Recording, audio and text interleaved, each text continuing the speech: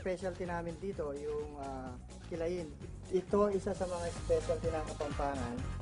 At saka yung Bicol Express, original yan ng Bicol. One of our family recipe, yung kare-karing laman dagat. Hindi pwedeng mawawala yung sisig Kapampangan. Nasaan ang ating sisig? Wala yan.